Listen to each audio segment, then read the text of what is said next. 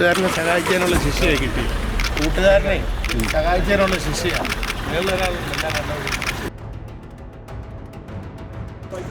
സ്വന്തം മകളുടെ ശവം ഞാനാവല്ല പള്ളിയിൽ കൊണ്ടുവന്നത്. നീ കുറയ്ക്കാതെ പട്ടി കുറയ്ക്കുക. ഒരു പ്രതിയെ കെട്ടിപ്പിടിച്ച് നിൽക്കുന്ന ഒരു പിതാവിനെയാണ് കണ്ടത്. സ്വന്തം മകളെ ഇത്ര ബ്രൂട്ടലായിട്ട് വന്നിട്ടും ആ പ്രതിയെ കെട്ടിപ്പിടിച്ച് നിന്ന് ആ പ്രതി നിരപരാധി എന്ന് പറയുന്നൊരു അപ്പനെയാണ് കണ്ടത്.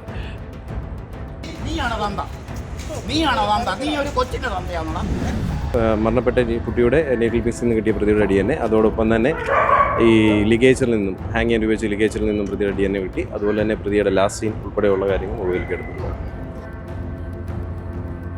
ഒരു തൂക്കുകയർ കിട്ടണമെന്ന് ഞാൻ 100% ആഗ്രഹിച്ച ഒരു കേസാണ്. പക്ഷേ ഇത്രയെങ്കിലും വാങ്ങിക്കൊടുക്കാൻ പറ്റിയതിൽ ആ പെൺകുട്ടിയുടെ ആത്മാവിനോട് നീതി പുലർത്തിയെന്നാണ്. ഇതിൽ പ്രോസിക്യൂഷൻ പറഞ്ഞിരുന്ന എല്ലാ തെളിവുകളും പ്രതിക്കെതിരെ നിൽക്കുമെന്ന് കോടതി കണ്ടെത്തിയിട്ടുണ്ട്. ഞാനിതൊരിക്കലും ചെയ്യത്തില്ല എന്ന് പറഞ്ഞ് എൻ്റെ കൂട്ടത്തിൽ നിന്ന് കുറച്ച് പേരെങ്കിലും ഉണ്ട്. അവരുടെ മുന്നിൽ എനിക്ക് എൻ്റെ നിരപരാധിത്വം തെളിയിക്കാൻ പറ്റി. നമസ്കാരം. വീട്ടിനുള്ളിൽ കയറി യുവതിയെ ബലാത്സംഗം ചെയ്ത് കൊലപ്പെടുത്തിയ സംഭവത്തിലെ പ്രതിക്ക് ജീവപര്യന്തം ശിക്ഷ. പത്തനംതിട്ട കോട്ടാങ്ങൽ സ്വദേശിനിയായ 26 വയസ്സുള്ള ടിഞ്ചു മൈക്കിൾ എന്ന യുവതിയെ ബലാത്സംഗം ചെയ്ത് കൊലപ്പെടുത്തിയ കേസിലെ പ്രതിയായ കോട്ടാങ്ങൽ സ്വദേശി നെയ്മോൻ എന്ന് വിളിക്കുന്ന നസീറിനാണ് ശിക്ഷ വിധിച്ചിരിക്കുന്നത്. പത്തനംതിട്ട ജില്ലാ സെഷൻസ് കോടതിയാണ് വിധി പുറപ്പെടുവിച്ചിരിക്കുന്നത്. കൊലപാതക കുറ്റത്തിന് 12 വർഷം ജീവപര്യന്തം തടവും, ബലാത്സംഗ കുറ്റത്തിന് 10 വർഷത്തെ തടവും, വീട്ടിൽ അതിക്രമിച്ച് കയറിയതിന് 7 വർഷത്തെ തടവും കൂടാതെ 3.5 ലക്ഷം രൂപ പിഴയുമാണ് കോടതി വിധിച്ചിരിക്കുന്നത്. 2019 ഡിസംബർ 15-നാണ് കേസിനാസ്പദമായ സംഭവമുണ്ടായത്. ഈ കൊല്ലപ്പെട്ട യുവതിയുടെ സുഹൃത്തിൻ്റെ വീട്ടിലായിരുന്നു യുവതി കഴിഞ്ഞിരുന്നത്. ഈ വീട്ടിൽ തടി നോക്കുന്നതിനായി എത്തിയ നസീർ വീട്ടിനുള്ളിൽ യുവതി തനിയെയാണെന്ന് കണ്ടെത്തിയതിനെ തുടർന്ന് അതിക്രമിച്ച് കയറി ബലാത്സംഗം ചെയ്ത് അതിക്രൂരമായി കൊലപ്പെടുത്തുകയായിരുന്നു. ശിക്ഷ 376 പ്രകാരം റേപ്പിന് 10 വർഷം കഠിന തടവും 1 ലക്ഷം രൂപ പിഴയും, 450 ഹൗസ് ട്രസ്പാസിന് 7 വർഷം കഠിന തടവും, അതുപോലെ തന്നെ 50,000 രൂപ പിഴയും, 302 മർഡറിന് ജീവപര്യന്തം കഠിന തടവും 2 ലക്ഷം രൂപ പിഴയും ഉൾപ്പെടെ 3.5 ലക്ഷം രൂപ മുഴുവൻ പിഴ അടയ്ക്കാൻ കോടതി തീരുമാനിച്ചിട്ടുണ്ട്. നിലവിൽ ശിക്ഷ അനുഭവിച്ച് കുറവ് വരും? അതെ, നിലവിലെ ശിക്ഷ കുറയും. എന്തൊക്കെയാണ് പ്രതിയിലേക്ക് എത്താനുള്ള ഏറ്റവും പ്രധാനപ്പെട്ടത് DNA ആണ്. മരണപ്പെട്ട കുട്ടിയുടെ നെഗിൽ പീസിൽ നിന്ന് കിട്ടിയ പ്രതിയുടെ DNA, അതോടൊപ്പം തന്നെ ഈ ലിഗേച്ചറിൽ നിന്നും ഹാങ് ചെയ്യാൻ ഉപയോഗിച്ച ലിഗേച്ചറിൽ നിന്നും പ്രതിയുടെ DNA കിട്ടി. അതുപോലെ തന്നെ പ്രതിയുടെ ലാസ്റ്റ് സീൻ ഉൾപ്പെടെയുള്ള കാര്യങ്ങൾ മൊബൈലിലേക്ക് എടുത്തിട്ടുള്ളതാണ്. ആദ്യം ഈ ലോക്കൽ പോലീസ് അന്വേഷണത്തിൽ ഈ പ്രതിയിലേക്ക് എത്തിയിരുന്നില്ലല്ലോ. ലോക്കൽ പോലീസ് അന്വേഷണത്തിൽ 174 CRPC അസ്വാഭാവിക മരണത്തിന് മാത്രമായിട്ടിരുന്നത്. പിന്നീട് ക്രൈംബ്രാഞ്ചിൻ്റെ അന്വേഷണത്തിലാണ് ഈ പ്രതിയിലേക്ക് എത്തിച്ചത്. ഈ കേസുമായി ബന്ധപ്പെട്ട് യുവതിയുടെ സുഹൃത്തായ ടിജിൻ എന്നൊരു വ്യക്തിക്കെതിരെ പോലീസ് മർദ്ദിക്കുന്ന സംഭവം ഉണ്ടായിരുന്നു. അതെ, സുഹൃത്തും ജീവിത പങ്കാളിയുമായിരുന്നു. അദ്ദേഹത്തെ ഇനീഷ്യൽ സ്റ്റേജിൽ മർദ്ദിച്ചിരുന്നു എന്നുള്ള ആരോപണങ്ങൾ ഉൾപ്പെടെ വന്നിട്ടുണ്ട്. ഈ ഹാങ് ചെയ്തത് ഉൾപ്പെടെ പോലീസ് കണ്ടെത്തിയിരുന്നല്ലോ ഹാങ്. അതെ അതെ അതെ അതെ ഇതിൽ പ്രോസിക്യൂഷൻ പറഞ്ഞിരുന്ന എല്ലാ തെളിവുകളും പ്രതിക്കെതിരെ നിൽക്കുമെന്ന് കോടതി കണ്ടെത്തിയിട്ടുണ്ട്.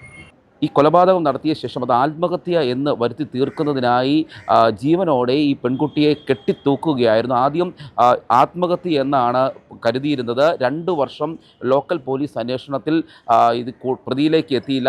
തുടർന്ന് യുവതിയുടെ സുഹൃത്തായ ടിജിൻ ജോസഫ് മുഖ്യമന്ത്രിക്കടക്കം പരാതി നൽകിയതിനെ തുടർന്നാണ് 2 വർഷത്തിന് ശേഷം ക്രൈംബ്രാഞ്ച് ഈ കേസ് അന്വേഷിക്കുന്നത്. ഇതിനിടയിൽ ഈ ടിജിനെ കുറ്റക്കാരനെന്ന് കണ്ട് പോലീസ് സ്റ്റേഷനിൽ കൊണ്ടുപോയി SIയുടെ നേതൃത്വത്തിൽ മർദ്ദനം നടത്തിയ സംഭവം ഏറെ വിവാദമായിരുന്നു. തൻ്റെ നിരപരാധിത്വം തെളിയിക്കുന്നതിനായാണ് ടിജിൻ ക്രൈംബ്രാഞ്ചിനെ സമീപിച്ചത്. പിന്നീട് ക്രൈംബ്രാഞ്ച് നടത്തിയ അന്വേഷണത്തിൽ ശാസ്ത്രീയ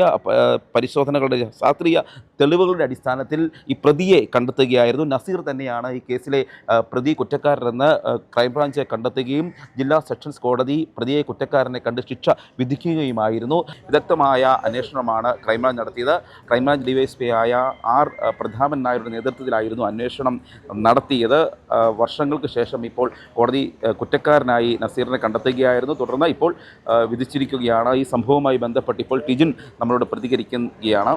10 ജീവപര്യന്തം കഠിന തടവും 10 വർഷം 7 വർഷം അങ്ങനെയാണ് വന്നത്. ഒരു തൂക്കുകയർ കിട്ടണമെന്ന് ഞാൻ 100% ആഗ്രഹിച്ച ഒരു കേസാണ്. പക്ഷേ ഇത്രയെങ്കിലും വാങ്ങിക്കൊടുക്കാൻ പറ്റിയതിൽ ആ പെൺകുട്ടിയുടെ ആത്മാവിനോട് നീതി പുലർത്തിയെന്നാണ് എനിക്ക് വിശ്വസിക്കാനുള്ളത്. പിന്നെ അതോടൊപ്പം എല്ലാവരെയും ഒന്നും വിശ്വസിച്ചില്ലെങ്കിലും എന്നെ അതുപോലെ സ്നേഹിച്ച, ആത്മാർത്ഥമായി സ്നേഹിച്ച, ഞാനിതൊരിക്കലും ചെയ്യത്തില്ല എന്ന് പറഞ്ഞ് എൻ്റെ കൂട്ടത്തിൽ നിന്ന് കുറച്ച് പേരെങ്കിലും ഉണ്ട്. അവരുടെ മുന്നിൽ എനിക്ക് എൻ്റെ നിരപരാധിത്വം തെളിയിക്കാൻ പറ്റി. ആ പെൺകുട്ടിയുടെ ആത്മാവിനോട് നീതി പുലർത്താൻ പറ്റി. 2 വർഷം ലോക്കൽ പോലീസിൻ്റെ അന്വേഷണത്തിൽ ഈ യഥാർത്ഥ പ്രതിയിലേക്ക് എത്തിയിരുന്നില്ല. ഒരിക്കലും എത്തിയിരുന്നില്ല. ഇവരെന്നെ മനഃപൂർവ്വം പ്രതിയാക്കാനാണ് ഈ SI ഷെരീഫ് കുമാർ ശ്രമിച്ചുകൊണ്ടിരുന്നത്. അദ്ദേഹം 50,000 രൂപ എന്നോട് ആവശ്യപ്പെട്ടു. പിന്നെ അത് കൊടുക്കാൻ വന്നപ്പോൾ തന്നെ TV, വീട്ടിൽ ഇരുന്നൊരു ഹോം തിയേറ്റർ, ഇതൊക്കെ ആവശ്യപ്പെട്ടു. അത് കൊടുക്കാൻ വന്നതിലാണ് ഇദ്ദേഹം എന്നെ കൊണ്ട് ഇടിക്കുന്നത്. ഒന്നെങ്കിൽ ഞാൻ 50,000 രൂപ കൊടുക്കണം, അല്ലെങ്കിൽ ഈ കേസ് അയക്കണമെന്നാണ് പറഞ്ഞത്. ഇത് രണ്ടും വന്നപ്പോഴാണ് എന്നെ ഇദ്ദേഹം ഉപദ്രവിക്കുന്നത്. നിങ്ങൾ മുഖ്യമന്ത്രിക്ക് പരാതി കൊടുത്തതിൻ്റെ അടിസ്ഥാനത്തിലാണ് ക്രൈംബ്രാഞ്ച് അന്വേഷണം? അതെ. മുഖ്യമന്ത്രിക്ക് ഞാൻ പരാതി കൊടുത്തതിൻ്റെ അടിസ്ഥാനത്തിലാണ് ആദ്യമേ ഇദ്ദേഹത്തിൻ്റെ പേരിൽ എന്നെ ഉപദ്രവം നടന്നോ എന്നുള്ള അന്വേഷണം വന്നത്. അത് സ്ഥിരീകരിച്ചു. ഇദ്ദേഹം എന്നെ ഉപദ്രവിച്ചതാണെന്ന് തെളിഞ്ഞപ്പോഴാണ് അദ്ദേഹത്തെ 6 മാസം സസ്പെൻഡ് ചെയ്തിരുന്നു. അന്വേഷണ വിധേയമായി തന്നെ സസ്പെൻഡ് ചെയ്തിരുന്നു. അത് കഴിഞ്ഞിട്ടാണ് ഈ ക്രൈംബ്രാഞ്ചിലേക്ക് ഈ കേസ് ഫോർവേഡ് ചെയ്യുന്നത്. എൻ്റെ പരാതി മേലാണ് ഇത് ഫോർവേഡ് ചെയ്യുന്നത്. അങ്ങനെ ക്രൈംബ്രാഞ്ചിൻ്റെ നല്ലവരായ, ഞാൻ മറ്റുള്ള വാർത്തയിലെല്ലാം പറഞ്ഞിട്ടുണ്ട്, നല്ലവരായ ഉദ്യോഗസ്ഥർ, സന്തോഷ് സാറ്, യൂസഫ് സാറ്, അതുപോലെ തന്നെ Prathapan sir, DSP Prathapan sir, Yusuf Kutty sir, Shyamlal sir, ഇവരൊക്കെ, അതുപോലെ SP ആയിരുന്ന നിശാന്തിനി മേഡം, സർവോപരി കോടതിയിലെത്തിക്കഴിഞ്ഞ് ഈ കേസിന് ഒരു വീഴ്ചയും വരാതെ ശിക്ഷ മേടിച്ചു കൊടുത്ത പബ്ലിക് പ്രോസിക്യൂട്ടർ ഹരിശങ്കർ സാറ്, ഇവരെല്ലാവരും ഒന്നിച്ച് നല്ല രീതി ആത്മാർത്ഥമായിട്ട് പ്രവർത്തിച്ചുകൊണ്ട് മാത്രമാണ് ഇങ്ങനൊരു ശിക്ഷ മേടിച്ചു കൊടുക്കാൻ സാധിച്ചത്. ഈ കൊല്ലപ്പെട്ട പെൺകുട്ടിയുടെ വീട്ടുകാർ നിങ്ങൾക്കെതിരെ എന്തൊക്കെയോ പറയുന്നത്? ഇപ്പം നമ്മൾ ഈ കോടതി വളപ്പിൽ എല്ലാവരും കണ്ടതാണ്, ഞാനും കണ്ടതാണ്, നിങ്ങളും കണ്ടതാണ്. ഈ പ്രതിയെ കെട്ടിപ്പിടിച്ച് നിൽക്കുന്ന ഒരു പിതാവിനെയാണ് നമ്മളെല്ലാവരും കണ്ടത്. ഇന്ന് പകല് മൊത്തം ഒരു പ്രതിയെ കെട്ടിപ്പിടിച്ച് നിൽക്കുന്ന ഒരു പിതാവിനെയാണ് കണ്ടത്. സ്വന്തം മകളെ ഇത്രയും ബ്രൂട്ടലായിട്ട് വന്നിട്ടും ആ പ്രതിയെ കെട്ടിപ്പിടിച്ച് നിന്ന് ആ പ്രതി നിരപരാധി എന്ന് പറയുന്നൊരു അപ്പനെയാണ് കണ്ടത്. നമ്മൾ ഇതെല്ലാം കഴിഞ്ഞ് ശിക്ഷ വിധിച്ചു. ഇദ്ദേഹത്തിൻ്റെ ശിക്ഷ കോടതി നടപ്പിലാക്കി. അത് വന്നതിന് ശേഷവും ഈ പ്രതി നിരപരാധിയാണെന്ന് പറഞ്ഞ് ഇവിടെ കിടന്ന് അലമുറയിടുന്ന പിതാവിനെയാണ് കണ്ടത്. നിരപരാധി എന്ന് പറഞ്ഞിട്ടില്ല. അതെ, ഞാനാണ് കൊന്നതും ഇദ്ദേഹം മറ്റുള്ള ആളുകളുണ്ടെന്നാണ് പറയുന്നത്. അത് ഞാൻ ചോദിക്കട്ടെ, ഇത്രയും ഒരു തെളിവുമില്ലായിരുന്ന ഒരു കേസ് അന്വേഷിച്ച ഇവിടം വരെ എത്തിച്ച ക്രൈംബ്രാഞ്ചുകാരല്ലേ ഇത് പറയേണ്ടത്? അതിൽ മറ്റൊരു പ്രതി ഉണ്ടോ എന്ന് അത് എനിക്കൊരിക്കലും പറയാൻ പറ്റത്തില്ല. ഇദ്ദേഹം തെറ്റുകാരനല്ല എങ്കിൽ ഈ കോടതി ശിക്ഷിക്കത്തില്ലല്ലോ. ഇത്രയും നിയമപാലകർ ഈ കേസ് കൈകാര്യം ചെയ്ത് ഒരു പ്രതിയെ ശിക്ഷിക്കണേ അതുപോലെ തക്കതായ തെളിവുണ്ടായിട്ടല്ലേ. ഇദ്ദേഹത്തിന് എവിടുന്നെങ്കിലും എന്തെങ്കിലും സാമ്പത്തികം കിട്ടിയിട്ടുണ്ടാകും പ്രതിയുടെ ഭാഗത്ത് എന്ന് മാത്രമാണ് എനിക്ക് ഇതിൽ നിന്ന് തോന്നുന്നത്. സ്വാധീനിക്കാനുള്ള ശ്രമം നടന്നിട്ടുണ്ടാവില്ലേ?